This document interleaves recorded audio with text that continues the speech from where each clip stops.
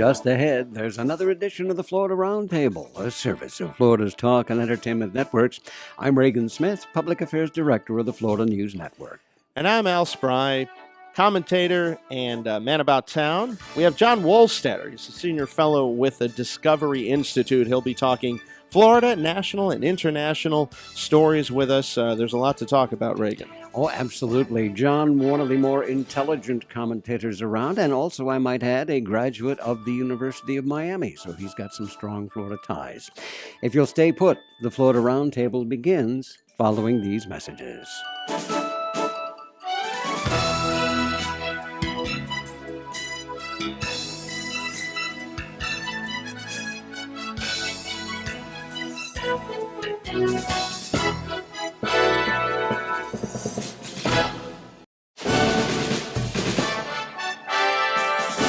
This is the Florida Roundtable, a service of Florida's Talk and Entertainment Networks. I'm Reagan Smith, Public Affairs Director of the Florida News Network. And I might add, I didn't mean to jump in, I forgot to say in the Orlando area of Tuff TV 38. We love Tuff TV 38. And you're Al Spry. I put my hair in a special do today, and you can see it live, recorded on Tuff TV. It's live right now while we're doing it. Yeah. Tuff TV 38, Wednesdays, Saturdays, and Sundays at 9 a.m. Plus, of course, on our more than 80 stations across Florida. Welcome to the show. We have a lot of interesting things to talk about. Boy, been a busy week. We have stuff in Camden Yards, all the way to Iran, and everywhere in between. But I wanted to start things off with taxes, Reagan. Yes, you know, Americans, yeah. we don't like taxes. We don't really think taxes are a great thing because Americans are making less than ever, thanks to voodoo economics. But I'm no fan of that. Otherwise known as Reaganomics. It didn't work. It didn't work, folks. It just didn't work. Read my lips. No new taxes. Oh, yeah. That's my other favorite family, the Bushes. Speaking of Jeb Bush, who I'm going to work feverishly to make sure that he doesn't get elected, he will not sign a tax pledge. However, Rubio did sign the tax pledge. You know the famous tax pledge of Grover Norquist. Yeah. And the Grover, of course, is this guy that acts the tax and all that stuff, protect Americans from higher taxes. It's called the Taxpayer Protection Pledge. And Grover Norquist had Marco Rubio sign it as Florida House Speaker when he was Florida House Speaker. That's the last time I think we had him on the show. It's been a while. Yeah, it has been. And he also signed it as a U.S. Senate candidate. And Grover said, quote, "By signing the Taxpayer Protection Pledge, Senator Rubio continues to protect American taxpayers against higher taxes." However, every Republican during the 2012 presidential campaign signed it except John Huntsman. Yeah. And Jeb Bush will not. The quote is, "If Governor Bush decides to move forward, he will not sign any pledges circulated by lobbying groups. His record on tax cuts is clear." And And he's always got Daddy to remind him in case he forgets. read my lips. I have video of Bush 41 saying that the biggest mistake of his presidency was making that pledge and then having to go back on it. And the American people held it against him. Well, even Reagan had to He raise knows that. taxes. Yeah. Sometimes you have to raise taxes. It's not something that politicians ever like to do because it's not popular. Right. You know, in the old days, 50, 60 years ago, 70 years ago, back when you were a young man, Reagan. No, just kidding. I voted for Lincoln. Don't worry about it. Taxes were seen as contributing to the common good. Everyone thought paying taxes was a good thing because you've roads, military, and infrastructure. But that was before politicians decided to start playing games with the taxes that were paid. No. But there's just been a change. People don't trust their elected leaders to use the taxes in a proper and rational manner. And so they don't want to pay the taxes. So I can understand it. I don't want to pay taxes either to some of the crazy stuff that politicians come up with. So it's kind of turned around, Reagan. Oh, it has, and it's been coming for a long time. That is a coming new debate among a new generation of historians as to whether or not Teddy Roosevelt, Woodrow Wilson, and those Franklin Roosevelt, and those made those big sweeping efforts at large, domineering government that Big Brother knows better than anybody else how to run your life for you.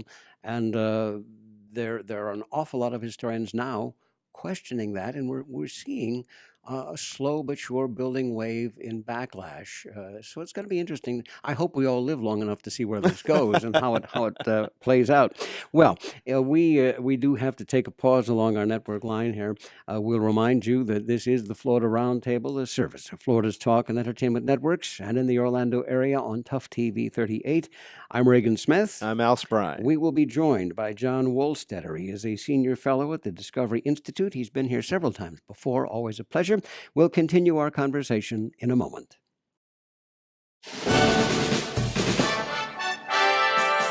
We're back. You're listening to the Florida Roundtable, a service of Florida's Talk and Entertainment Networks, and in the Orlando area on Tuff TV 38. I'm Reagan Smith. And I'm Al Spry. And Al, as promised, we are joined on the phone at this point in the program by a gentleman who has been with us several times, although it has been quite a while. From the Discovery Institute, John Wohlstetter, a senior fellow at the Discovery Institute. And John, welcome back to the Florida Roundtable. Reagan and Al, always glad to be with you and your audience. Let me take a half a minute here because you do have some Florida ties. You have degrees from the University of Miami, so you spent some time in South Florida. I was here, yes, fall 1965 to spring 1969. All right. And, of course, your Juris Doctor came from Fordham University School of Law. You've been to the George Washington University Public Policy. Your articles are all over the place, the blog, all kinds of things. You have written many books. You specialize in national security and foreign policy and nuclear proliferation issues. So, boy, I'll tell you what, it's almost hard to know where to start when you visit, John. Letter from the Capitol, OL, is my one-stop shop, and people can also follow me on Twitter there, as well as buy my books or read my articles or posts. Well, let's kick things off, John, with the biggest story this week, which is the riots in Baltimore. And I have an opinion on that, and I want to see where you stand. I think, number one, the mayor shouldn't be telling people that they have a space. The quote is here, for those who the quote, wish to destroy. So the quote is, we gave those who wish to destroy space to do that as well. And I am of the opinion that the only way for protests to have any effectiveness is the King model, which is based on the Gandhi model, which is you don't break stuff. You march in unison, you march with numbers, and then you make a stink, but you can make a stink without breaking stuff and destroying property and burning and looting. And I think if you do the latter, it has the opposite effect where people start going against you. I wanted to see what your take is on that. Well, I fully agree. She was balancing the right of peaceful protest against the right of violent actions. And I think, frankly, that the first step in trying to make progress in Baltimore should be, although it won't happen, that she should step down.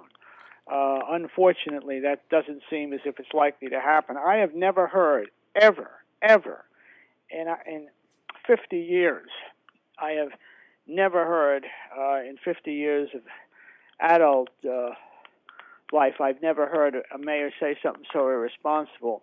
My views on this were formed early because I was living in New York growing up, and I was 17 in July of 1964, when just 2 weeks after passage of the 1964 Civil Rights Act, a landmark law, there were 2 days of riots. They were called the Harlem Riots, although the incident that gave rise to them was a disturbance of the peace on the Upper East Side, which an off-duty police detective tried to stop. Kid pulled a knife, came for the officer, ignored warning shots, ignored a shot in the arm. The officer shot and killed him. So I saw the ugly side of this early, and you had, in those days, Elijah Muhammad was still alive, and he was urging urging violent, all through that period, he was urging violence against white devils. Malcolm X was there. To me, he was not an historical figure. As used to President Obama, Malcolm X said after the Kennedy assassination in 1963 that the chickens had come home to roost. So I saw that early on, and there is a recipe for stopping these riots, and it was shown by what happened in 1967 between Detroit and Toledo within a period of a couple of days. Detroit had 5 days of rioting in the summer of that awful riot summer of 1967, and the tally at the end was 43 dead and 473 injured, nearly 500 injuries. And a couple of days after the Detroit riots ended, there was a disturbance in Toledo, and the police chief cracked down instantly, backed by the mayor and the governor. No one was killed and few were injured. You have to stop it. As Rudy Giuliani has said, when the first person throws the first brick, that's when you move. And whereas Ferguson had somewhat of an excuse, they were a small community not geared up for this kind of thing, and totally caught by surprise. Baltimore was the scene of riots 50 years ago, or 47 in 1968, and there is no excuse for one of the city's largest police forces being so underprepared. John, let me share a personal story from that same time frame with you and Al, and that is 1967, 68. We had major riots in Cleveland when Dr. Martin Luther King Jr. was killed, and I was working at the CBS television station in Cleveland. The riots broke out. At that point, Cleveland had the first and only black mayor of a major American city at that time. His name was Carl Stokes. Carl Stokes, yeah. I was there the night that Carl Stokes won that election. So it's the first major American city with a black mayor. The riots start. I got sent out with a film crew to see how close we could get. And in those days, you had to rush it back and develop it for the 11 o'clock news. We're on a street corner near the rioting. The street light over our head is shot out, and a Cleveland armored police van comes and orders us out of the neighborhood. The television station's news wagon is found burned a couple of days later. Carl Stokes, the black mayor, couldn't control the city, called the governor of Ohio, and had 75,000 Ohio National Guard sent in to restore order that night. This is the first black mayor of a major American city. Asked for the National Guard to come. He wasn't going to put up with this. He would have order restored. Well, Carl Stokes was a serious mayor, unlike this idiot, and I use that word not lightly, but this idiot in Baltimore who was equivocating. And the thing is, and Laura Ingraham pointed this out this morning on Fox, that Camden Yards was closed down. They had people in the stadium kept there while they tried to make it safe for them to exit the stadium after an Oriole game, and that was the time to move. And the police chief said, well, we were outflanked. So he's someone else who should resign. They should have been out in force, and at the first hint of trouble on Monday, they should have moved. The only positive sign, and one of the few I saw on Monday, is that video that's going viral of that mom who went out there, caught up to her not-so-smart son, and cuffed him around and dragged him away. And I don't know if you've seen that. It's an extraordinary video, runs about a minute. I think it was put up by ABC. And there weren't enough moms like that yesterday, because, of course, a lot of these problems are kids who come from homes, broken homes, and parents who are AWOL. This mom was not. Well, here's the thing. I don't. This was mostly outside agitators who were rioting. So in this case, I think probably most of the parents in Baltimore have done a very good job. Right, and I think one thing that a lot of the people who do talk radio and news fail to mention in conjunction with this riot issue is that, yes, there is a problem with officers profiling and shooting black men. African American men, African American men who are taken into custody and end up dead. So I think that there is a definite reason why you're seeing African American anger, but there has to be a unifying leader, someone, Martin Luther King Jr., to take people and say, rioting is not the way. Because the only way to fight the racism that's still intrinsic in our society, this post-racial talk is complete nonsense. We do not live in a post-racial nation. We are about as racist as we've ever been. It's just under the surface. And unless people take the opportunity to call it for what it is, but in a non-destructive way, we're just going to see this over and over again repeat itself. Reagan?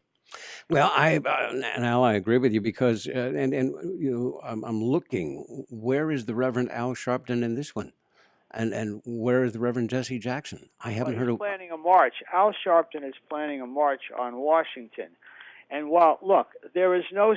We have worked harder than any society in history to eliminate that which cannot be fully eliminated, racism. And a racist country is not going to elect a black president. He got more white votes than John Kerry got, and I think more than Bill Clinton got in 1992 as well.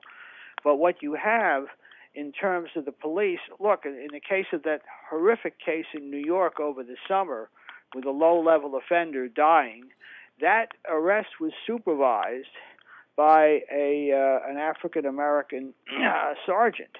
And the fact, if you look at the numbers, it does not, I don't think it will show that most of the shootings, for example, in this country, the big problem is they're being shot by other black men. Only 8% of the more than 2,400 black victims in 2013, according to numbers just released, were shot by white people. No, but I'm not saying a white. I'm not saying a white on. Let me clarify.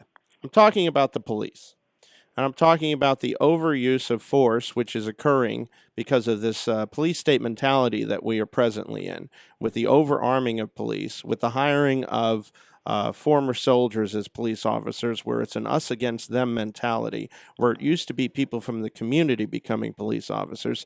And I think that there's a larger issue here of the black community getting frustrated, being frustrated with lack of opportunity, as white people should be frustrated with lack of opportunity. I don't think it's per se a racial issue, but I do think there is an underlying racism in this country that could still allow for the election of a Barack Obama and still be racist. And I don't think you can have many more voted for Barack Obama because of his race than against him for it. But you look at the record in New York City, where some 40 shootings a year, as high as 40 shootings, were run up 40 years ago, police shootings, and they're down in the single digits. This is where you need good police work, and the New York police are always in and about the neighborhoods. And when Giuliani started this great, this new way of policing when he came in, they put most of their resources into minority neighborhoods. We got to take a break there, John. Okay. We want to remind you that you are listening to the Florida Roundtable, a service of Florida's Talk and Entertainment Networks, and in Orlando, the Tuff TV 38 folks. I'm Reagan Smith. And I'm Al Spry. And if you'll stay put, our special guest, John Wohlstetter, will continue the conversation with us in a moment. From Pensacola to Key West and all points in between, you're listening to the Florida Roundtable, a service of Florida's Talk and Entertainment Networks, and in the Orlando area on Tuff TV 38. I'm Reagan Smith. I'm Al Spry. And our very special guest this day from the Discovery Institute, a senior fellow there, gentleman who has graced this program several times, and we're delighted to have him back with us again today, is John Wohlstetter. And John, I want to give you an opportunity. We were talking about Rudy Giuliani and his attitudes in changing law enforcement in New York City when we had to go into that last break. Yeah. So I want to let you go back and tie up that thought. Well, the metric, even beyond the well-known steep decline in the murder rate, and between Giuliani and Bloomberg, the murder rate is down over 80%, which is just an astonishing drop. The other thing is that there were about 430,000 felonies per year committed in New York when Giuliani entered, and 8 years later it was down to 180,000. That is, and if you use that for simplifying purposes as a linear decline, and it probably was faster than linear initially, you're talking about 1 million fewer in Giuliani's time, and then in the 12 years of Bloomberg, you're talking about 1 million every 4 years, or 3 million fewer people who were victimized. The vast majority of those were in minority neighborhoods, and you're talking about a force, the NYPD, which interacts something like 23 million times a year with the community, and it's astonishing, frankly, how few incidents there are that wind up making the papers, because if it were widespread, it would be headlines all the time. I definitely agree with you there. I think New York City has a really, really good police force. I grew up in New York. There are occasional instances.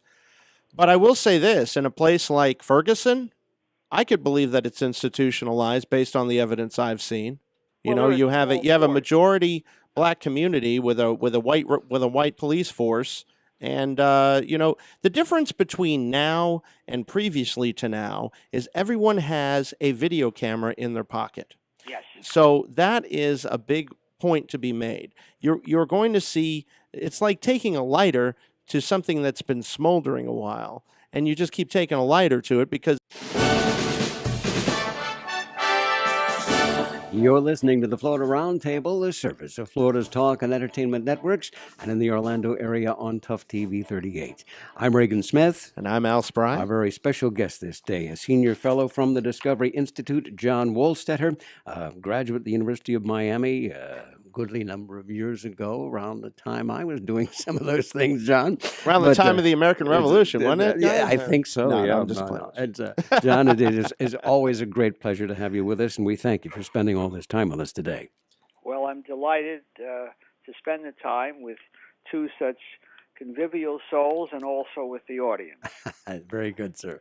So we were talking during the last break about the changes that Florida has gone through. I wanted you to run through some of that since we have a Florida audience of over 80 stations. Well, when I arrived in Florida in 1965, I arrived having been given advice by my father.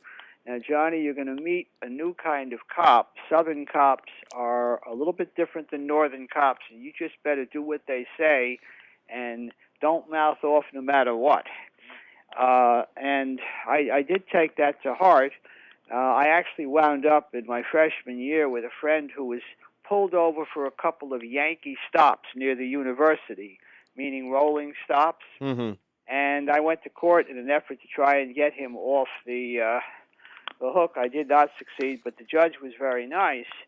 The thing about Miami back then, of course, it wasn't built up like it is now, and it was Miami Beach was a place basically elderly Jews lived there, and you had all the great Borscht Belt comedians who came down there, as well as people like Frank Sinatra. And I do remember I went to see Sinatra at the Fontainebleau in 1966, and in that same month I went to see Milton Berle, and it happens that my parents knew him, and I met him as a kid. He knew the family well, and I called him, and I just picked up the phone. I saw his picture in the paper. He was at the Eden Rock, was where he went, and I called the Eden Rock, and I said, I'd like to speak to Milton Berle, and they put me right through. You know, today, if you tried to do that, you'd see attack helicopters on the horizon within a minute. Yeah.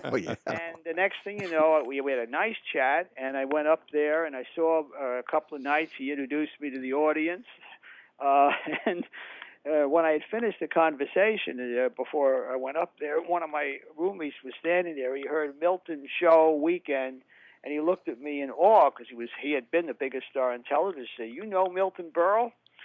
But and I went to the Super Bowl III, Super Bowls II and III, as a matter of fact. And for Super Bowl III, I mean, you just walked into the stadium. Also, with Super Bowl II, in those days, there simply was not anything like it is now. We're getting into the Super Bowl. You probably have to get there 3 or 4 hours in advance. And of course, the at second least. one was the historic game. Well, it's interesting. Miami was a different. It's funny. My wife and I were having a similar conversation to this. How Miami was a different place, and you had Jackie Gleason there, and you had all these stars coming, and but you compare it to now, and it's a big. Florida is the third largest state in America now. Did you see that coming? No, we didn't see that coming at all. We did see Jackie Gleason, who came to the university as part of a speakers series. We had quite a collection of speakers ranging from Saul Alinsky, Hillary's mentor, even though she never met him, and Obama's as well. Uh-huh. And on the left to Al Cap on the right, we had Muhammad Ali in the shortly after he had declined to step forward in the draft. And when it came to question time, I asked Ali, at that time there were rumors he was going to fight the basketball superstar Wilt Chamberlain, who of course was 7 foot something tall. And I asked him how he thought it would go, and he looked at me, and he gave with his hand. He showed the sound of a tree falling, and he said, "Timber." Ali was definitely a media savvy guy. Yes, he was. So you're going to be making any trips down here? We'd love to have you on the show live sometime. Well, I expect that I will at some point, although I don't know that it will be this year. I'm actually relocating to South Carolina, to Charleston, over the summer. Mm-hmm. So I'll be much closer down there, and I do periodically get down. I usually go to Miami, but I know some people up also in the Orlando area. And it would be real fun to drop down there one time, and I'll certainly keep it on my radar screen. We'd love to have you in the studio. Where can our listeners find your blog, the website, and information to read your material? Yeah, my blog is Letter from the Capitol, and in full disclosure, as of Friday, it will go on hiatus, but I will be tweeting daily what I have done. I did, and I'll post one of the... my article. I did 10 Hillary haiku for Bob Terrell's American Spectator, and I'm going to do campaign 2016 haiku. Each workday, I will have a haiku, which is the Japanese 5-syllable first line, 7 second, and 5 third. It'll be a campaign 2016 tweet in haiku form. And it will cover not just Hillary, but also the Republican candidates. So that will give people something they can follow on Twitter and follow the progress of the campaign in a rather unusual way, if they wish. Well, we know that it will be insightful and intelligently written. You have one of the finest writing styles of journalists that I have ever known through the years. And again, our thanks. John Wohlstetter, a senior fellow at the Discovery Institute. It is always a pleasure to have you with us on the Florida Roundtable, and we hope that we have the opportunity to do this again soon. I hope so, too, Alan Reagan, and thanks to your audience for tuning in, as always. This is the Florida Roundtable, a service of Florida's Talk and Entertainment Networks. I'm Reagan Smith. I'm Al Spry. And we will be back with a brief closing thought following these messages.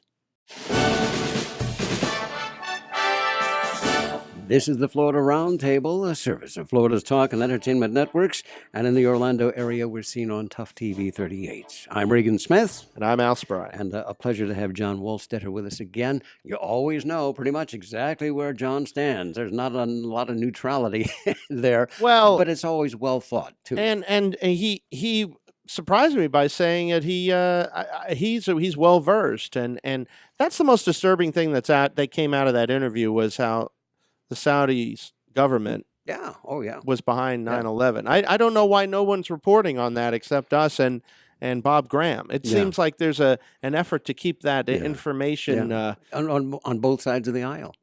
So you know what?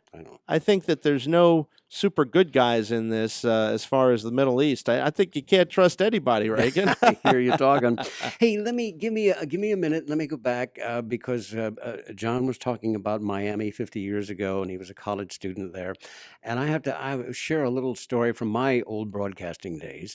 Many years ago, the Storer Broadcasting Company owned WGBS in Miami. It stood for George B. Storer, who was the founder of the company. AM, FM, and the all-night show in those years was a jazz show. They did that in most of the major cities that they were in. And Jackie Gleason, John mentioned having met Jackie Gleason, was a resident there in Miami Beach, did his TV show from Miami Beach, wouldn't come back to New York. And he loved the all-night show on WGBS, which was hosted by a guy named China Gate. And one night, Gleason called the radio station with some special requests. And the host is saying, "Oh, right, Jackie Gleason, yeah," and doesn't believe it is and hangs up on him. And about a half an hour later, the radio station's on a gated piece of property, and about a half an hour later, a limousine shows up at the gate. Jackie Gleason has come down to tell him off and still won his requests. So, isn't that something? And that made the rounds the entire Storer Broadcasting Company many years ago. And for those who don't know, Jackie Gleason was on The Honeymooners, among other big TV shows. That's absolutely right. Well, in the days and weeks ahead, our old friend Ed Pozzoli is going to be joining us from Fort Lauderdale in a couple of weeks. Ed Moore from the Independent Colleges and Universities of Florida. We'll get an update from him on what they've been up to over the last year. So we think we have interesting conversation for you. And we do thank you for your time this day. I'm Reagan Smith. I'm Al Spry. We'll see you again next week with another edition of the Florida Roundtable. You've been listening to Florida Roundtable, a weekly look at issues and problems of concern to Floridians from a state, national, and international perspective. Presented by the Florida News Network with your hosts, Reagan Smith and Al Spry. The views and opinions expressed during the preceding program are solely those of the participants and not necessarily those of this station's ownership, management, or sponsors of FNN. Your views and opinions are welcome. Address your card or letter to Florida Roundtable in care of Reagan Smith, 2500 Maitland Center Parkway, Suite 407, Maitland, Florida, 32751. Or you may email reagansmith@fnnonline.com. Thank you for listening, and please join us again next week for another edition of Florida Roundtable.